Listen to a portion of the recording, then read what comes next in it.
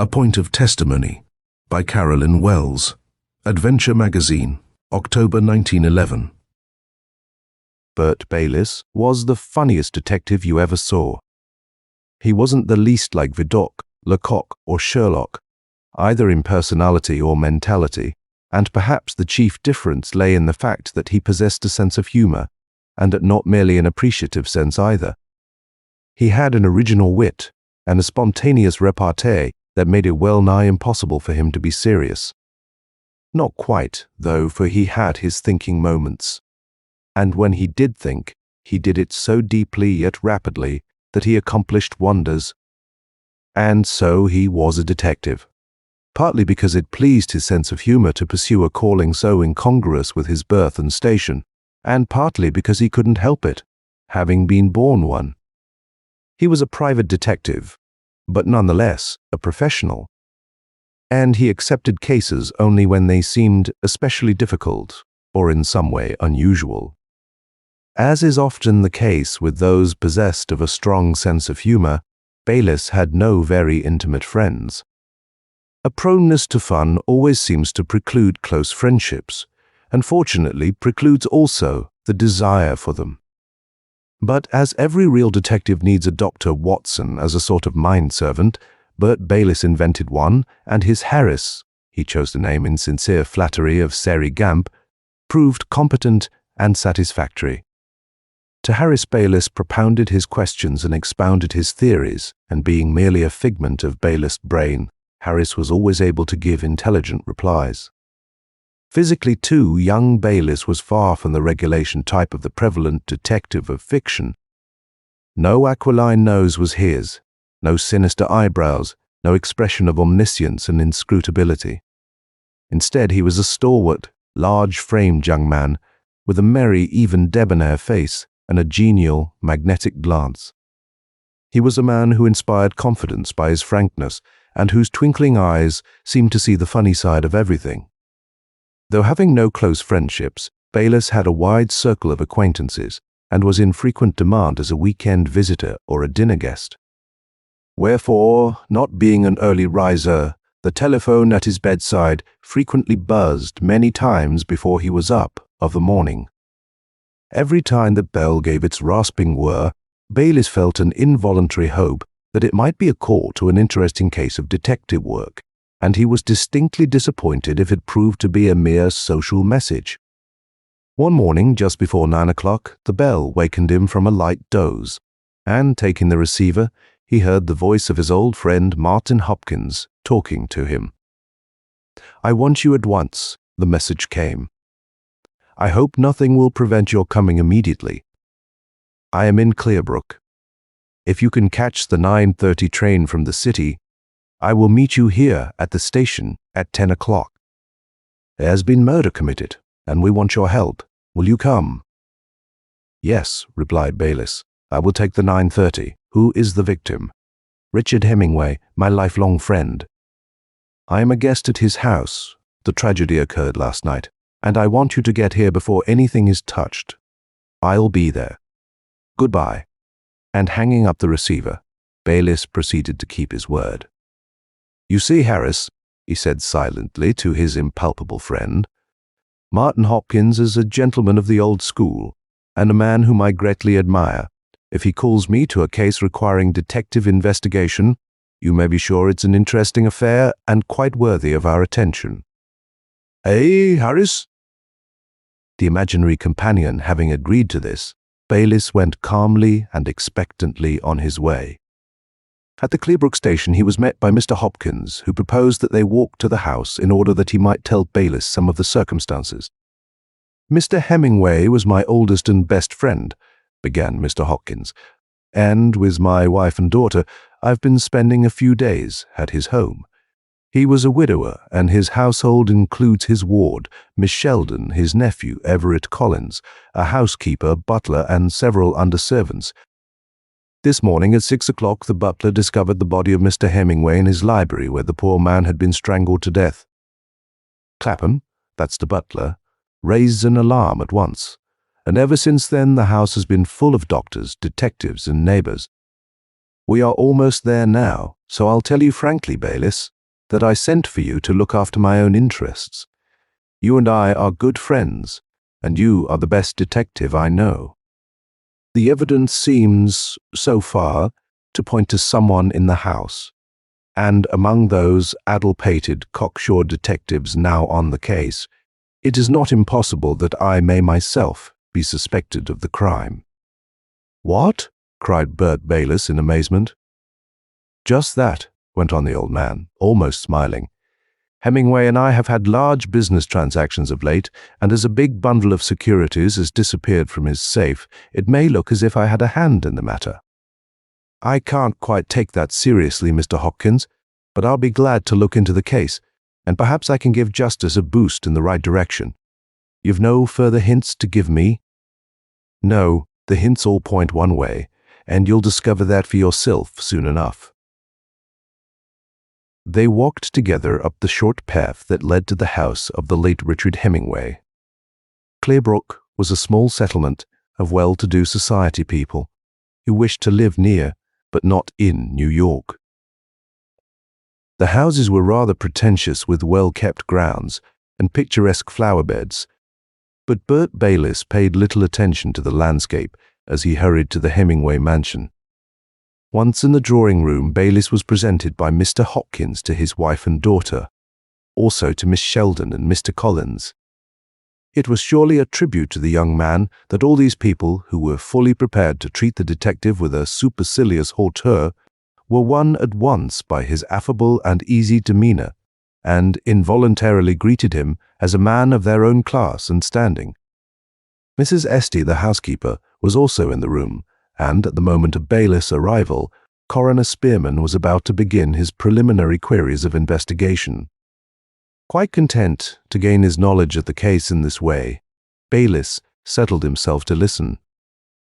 "Harris," he said silently to his faithful friend, "these are all refined and sensitive people, but, excepting Mr. Hopkins, not one shows a deep or abiding grief at the death of this gentleman.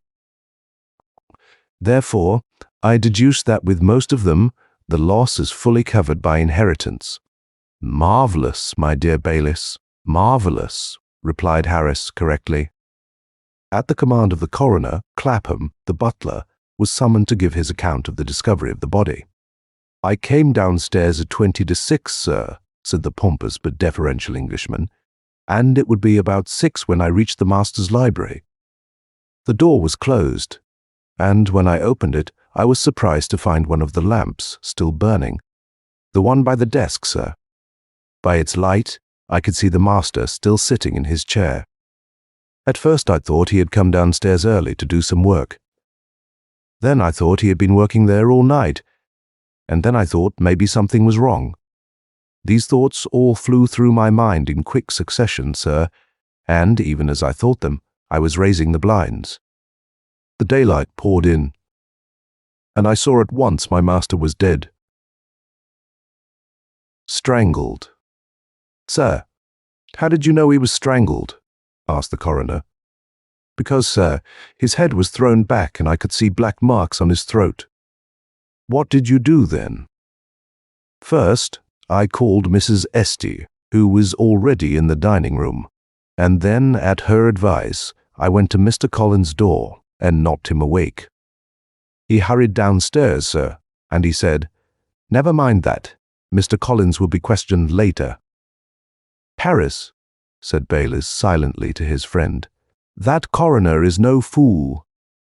"No," said Harris.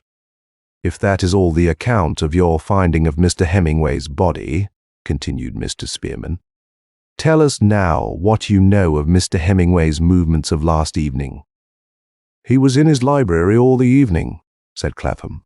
"He went there directly after dinner and gave me orders to admit 3 gentlemen that he expected to call. He told me, sir, that I need not wait up to let them out, as they would stay late, and he would see them to the door himself. The 3 gentlemen came, sir, between 9 and 10 o'clock. They came separately, and after I had shown the last one into Mr. Hemingway's library, I did not go to the room again until this morning. I went to bed, sir, at about 11 o'clock, and at that time they were still there, as I heard them talking when I left the dining room. Sir, good servant Harris," commented Bayliss. "If this household is broken up, he'll have no trouble in finding a new situation, and yet, is he just a trifle too fluent?" "Perhaps," said Harris agreeably. Mrs. Esty simply corroborated Clapham's story, and was followed by Everett Collins, who had been the next to appear upon the scene of the tragedy. Bayliss looked at this young man with interest. He was not of an attractive personality, though handsome and well set up. He had the physical effects of an athlete, but his face was weak, and his glance was not straightforward.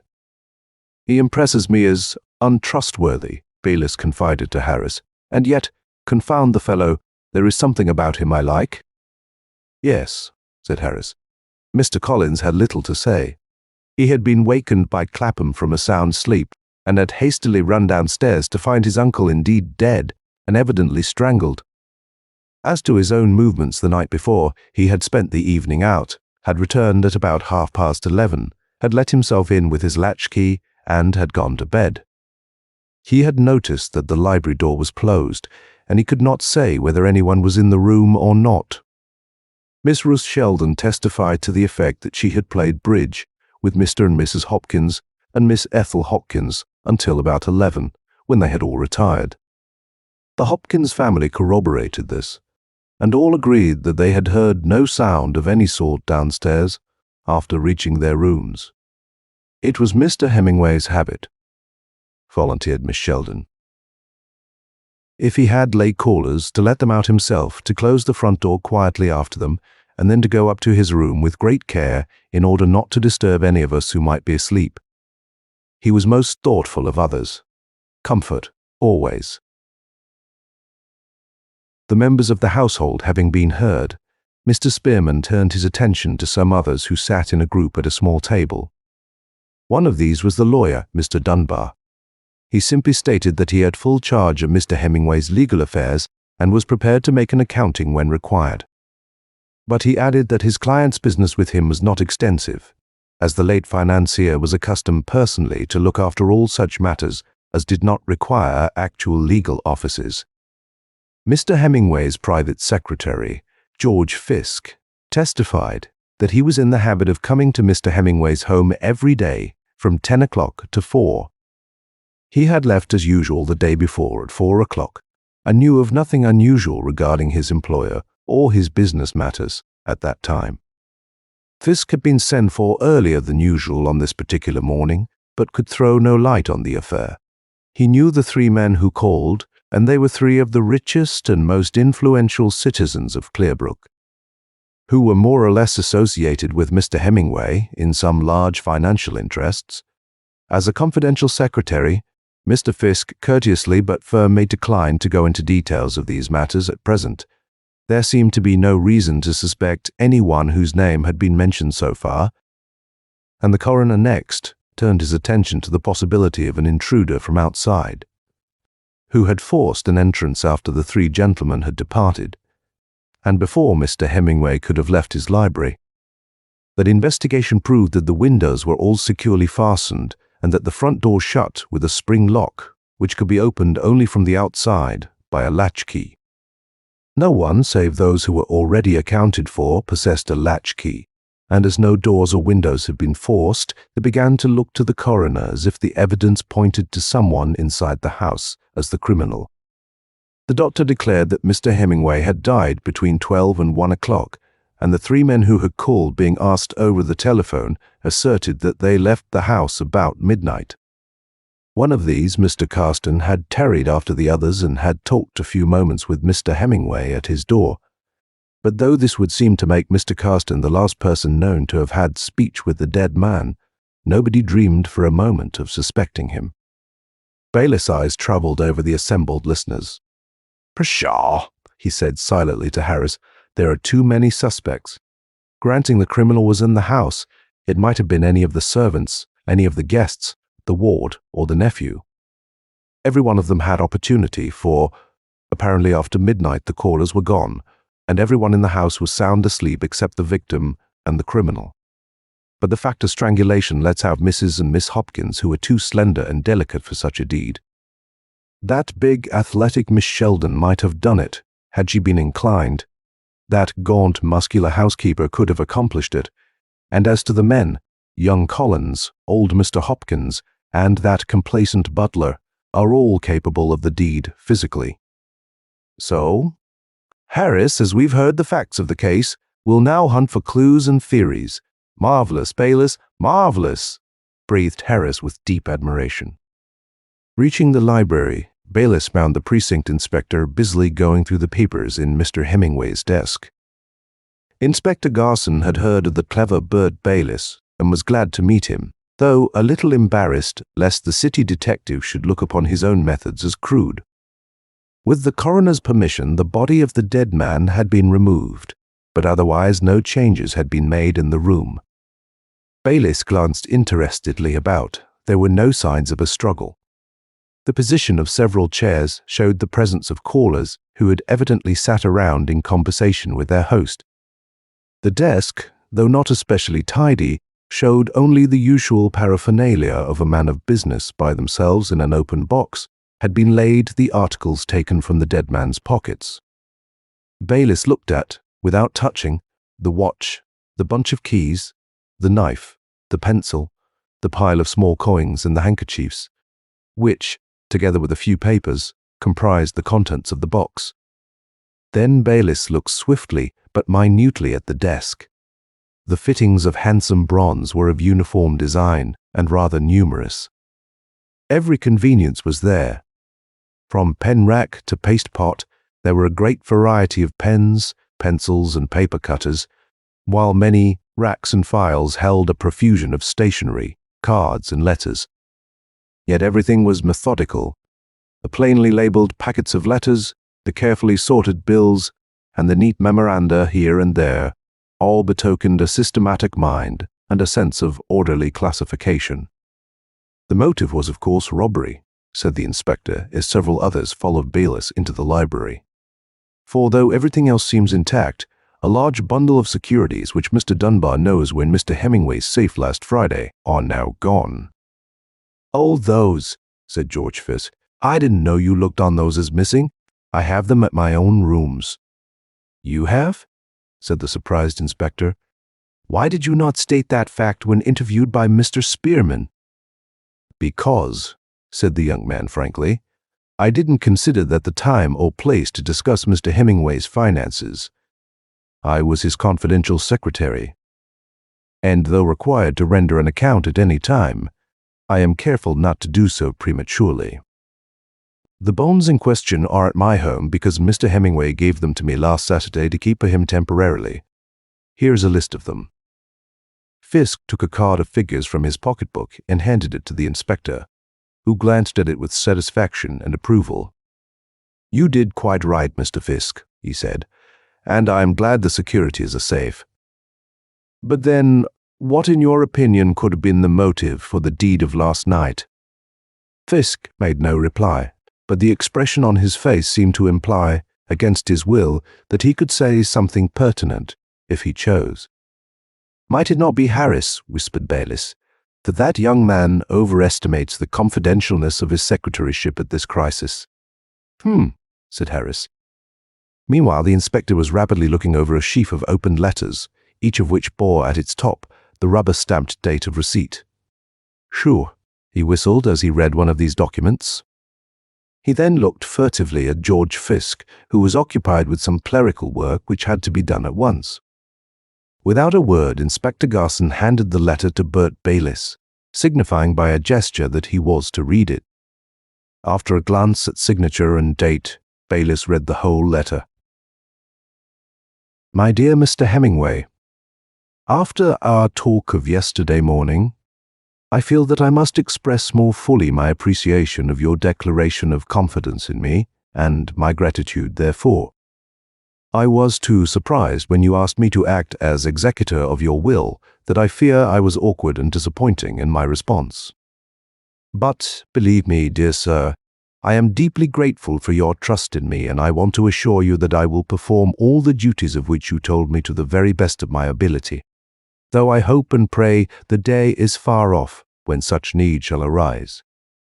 I am not a fluent talker, and so take this means of telling you that a chord of my nature was deeply touched when you asked me to assume such a grave responsibility. I am, of course, at your service for further discussion of these matters, but I felt I must formally assure you of my gratitude for your kindness and of my loyalty to your interests. As to the revelation you made to me, it was so sudden and such a surprise, I cannot bear to think your suspicions are founded on the truth. But as you requested, I will observe all I can without seeming intrusive or curious. I have in safe keeping the papers you entrusted to my care, and I hope our present relations may continue for many happy years. With his usual quick eye for details, Bayliss noted that the letter was dated 2 days before, that is, the day before the murder, which occurred Monday night. It was postmarked at the Clearbrook post office Sunday evening, and had, therefore, been delivered to Mr. Hemingway by the first post Monday morning. This was corroborated by the rubber-stamped line at the top of the first page, which read, "Received, September 10." The letter was among a lot labeled, "To be answered," and it seemed to Bayliss a very important document. "I think," he said aloud to the inspector, "that we would be glad to have Mr. Fisk tell us the circumstances that led to the writing of this manly and straightforward letter." George Fisk looked up at the sound of his name.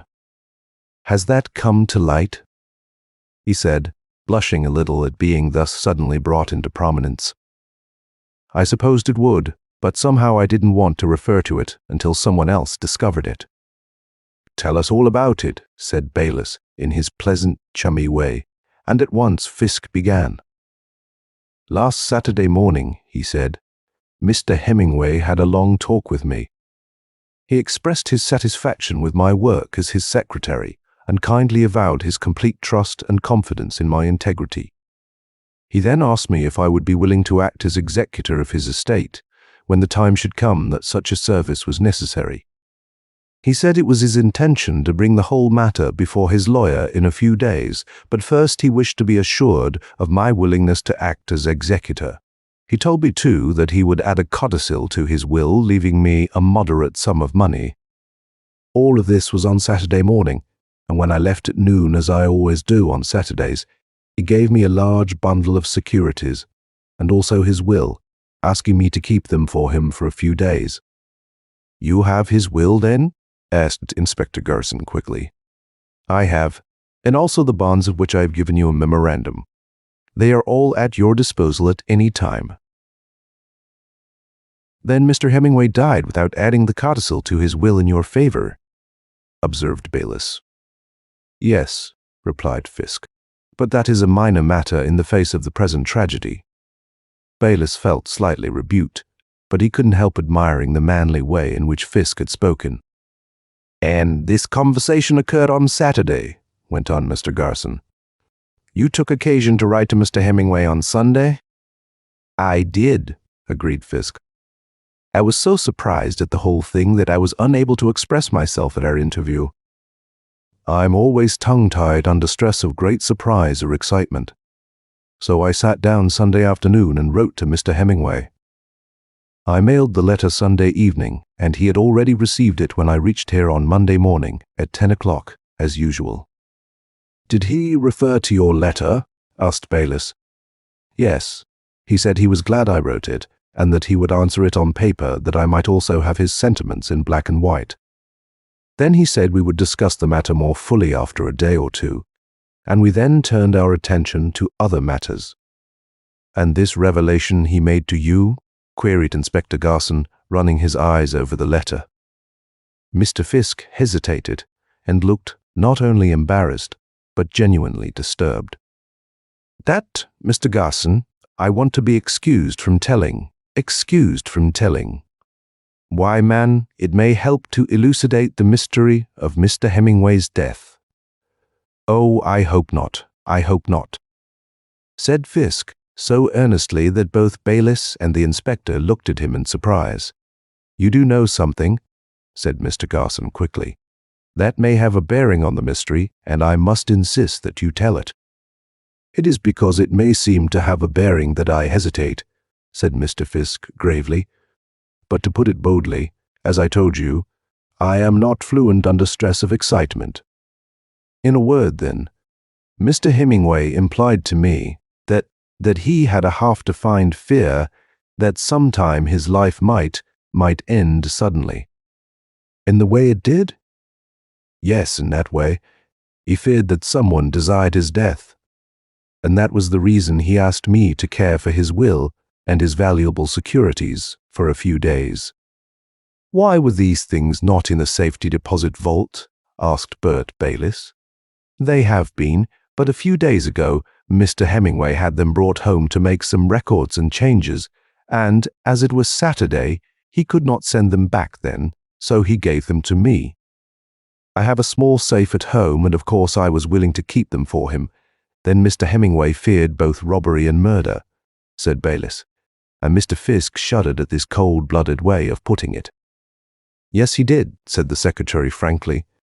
And whom did he suspect as his enemy? That I hope you will allow me not to answer. I am sorry, Mr. Fisk, broke in the inspector, but you have knowledge possessed by no one else. You must therefore, in the interests of justice, tell us the name of the man whom Mr. Hemingway feared. The man, said George Fisk slowly, is the one who inherits the bulk of Mr. Hemingway's fortune. Everett Collins, his nephew, his wife's nephew, corrected George Fisk. Yes, since I am forced to tell it, Mr. Hemingway feared that Mr. Collins was in haste to come into his inheritance, and... You have done your duty, Mr. Fisk, said Inspector Garson, and I thank you. I quite appreciate your hesitancy, but a crime like this must be punished, if possible, and you need not appear further in the matter. After your evidence, the law can take the whole affair into its own hands, and justice will be swift and certain. The law took its course. Although circumstantial evidence was lacking, the statement of George Fisk and the undoubted opportunity and evident motive combined caused the arrest of Everett Collins. The will, when produced, left nearly all the estate to him, and as he was known to be a thriftless, improvident young man, the majority of those interested felt convinced that he was indeed the villain. The property of the late Mr. Hemingway, however, was of far less amount than was generally supposed, and also the large fortune which he had in trust for his ward, Miss Sheldon, had dwindled surprisingly. But this, of course, was in no way the fault of the nephew, and it was thought that Mr. Hemingway had perhaps been unfortunate in his investments.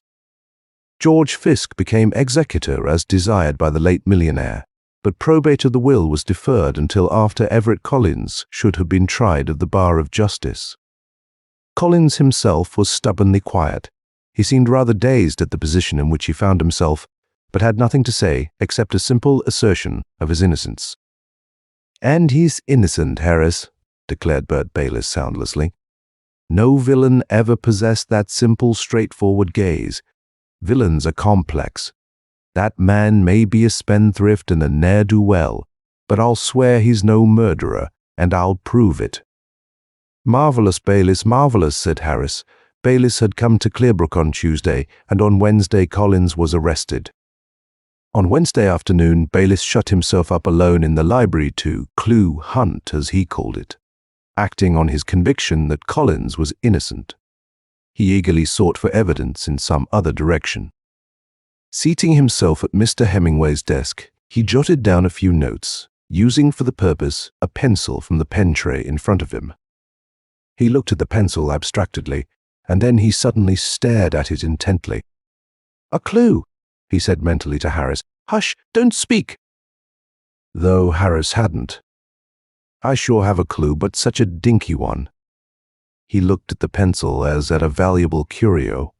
He glanced about the desk for others, and found several. In a drawer, he found many more. They were all of the same make and same number, and, while those on the desk were all more or less well sharpened, those in the drawer had never yet been cut. "Oh," said Bayliss, and putting carefully into his pocket the pencil he had used in making his notes, he began scrutinizing the wastebasket.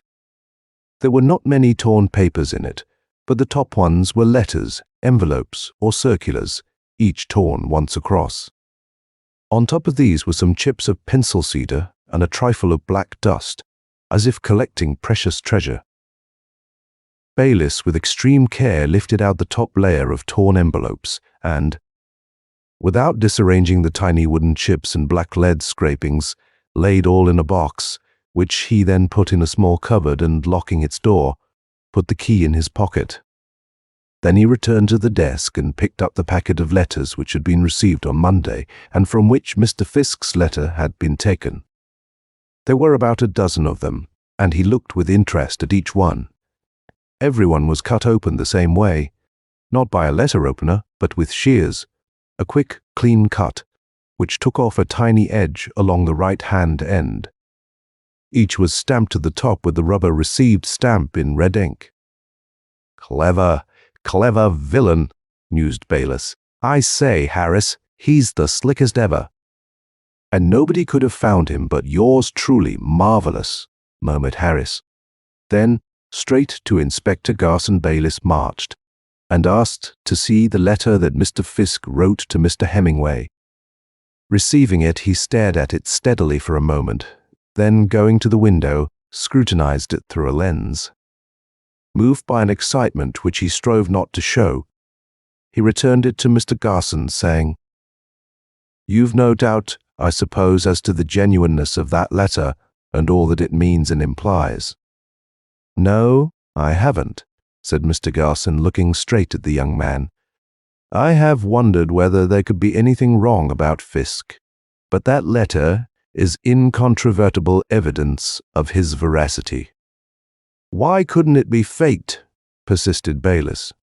"I've thought of that," said Mr. Garson patiently, "but it's too real. Whether it was written Sunday or not, it was positively posted Sunday evening, and it was positively delivered to Mr. Hemingway Monday morning. The postmark proves that. Then Mr. Hemingway opened it, for it is cut open precisely the way he cuts open all his letters, and he dated it with his own dating stamp and put it with his lot to be answered. Can anything be more convincing of Fisk's good faith? And yet, said Bert Bayliss, it is a faked letter, and George Fisk's the murderer of Richard Hemingway.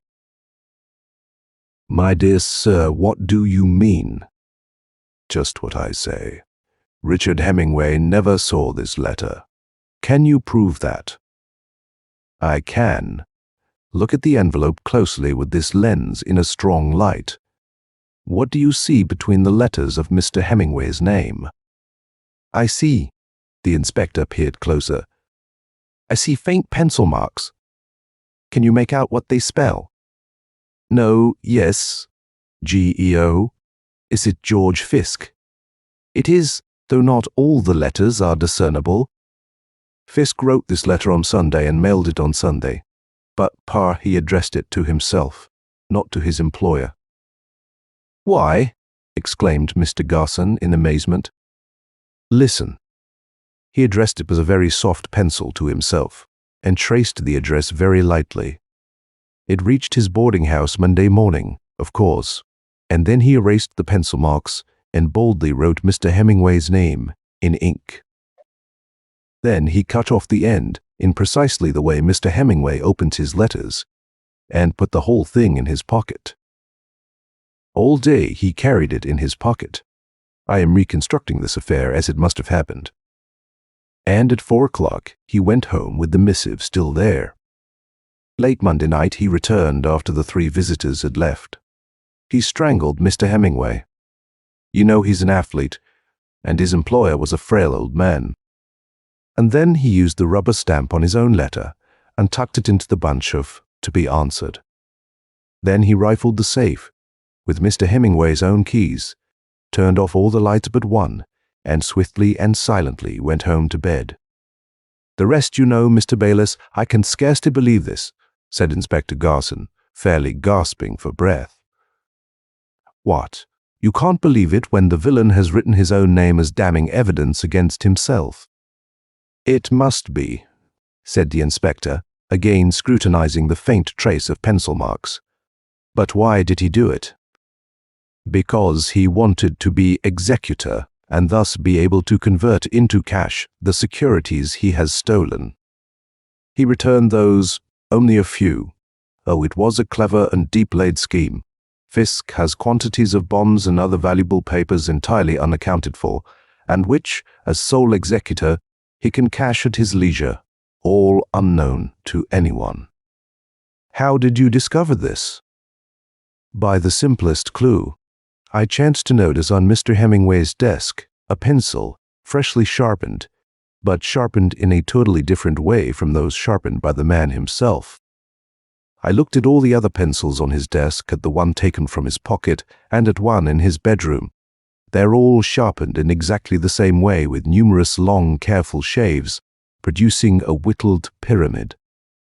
The pencil I spoke of, here it is sharpened by only 5 strong, clean cuts, making a short exposure of cut wood, quite different from the long point of wood in the others. Then I looked in the wastebasket, which at your orders had not been touched since the discovery of the crime, and on top I found the chips and lead dust of this very pencil. They were on top of some torn envelopes whose postmarks prove they had come in Monday evening's mail, which reaches the Hemingway house about 6:30. Hence, whoever sharpened that pencil did it after 6:30 o'clock Monday night, and before the discovery of Mr. Hemingway's dead body. Mr. Garson listened breathlessly. "And then?" he said. "And then," went on Bayliss, "I looked around for some pencils sharpened like that, and found several on and in Fisk's desk in the library. The pencil might have been borrowed from Fisk's desk, but it was sharpened right there at Mr. Hemingway's desk after 6:30 o'clock. Fisk, as you know, testified that he left at 4 and did not return until Tuesday morning." Bayliss' deductions were true. Confronted suddenly with the story and with the traced envelope, Fisk broke down completely and confessed all. He had been planning it for weeks and had the decoy letter ready to use when Mr. Hemingway should have a large amount of bonds in his own home safe. The whole story of the Saturday morning interview was a figment of Fisk's fertile brain, and of course Mr. Hemingway had no suspicions of his nephew. Fisk had known of the expected callers, had watched outside the house until the last one went away, and then, running up the steps, had stopped Mr. Hemingway just as he was closing the door and requested a short interview. Innocently enough, Mr. Hemingway took his secretary into the library, and, while waiting for his fell opportunity, Fisk talked over some business matters. While making a memorandum, Mr. Hemingway broke his pencil point, and unthinkingly, Fisk obligingly sharpened it. "And to think," murmured Bayliss to Harris, "that little act of ordinary courtesy proved his undoing." "Marvelous, Bayliss, marvelous," said Harris. End of a point of testimony by Carolyn Wells.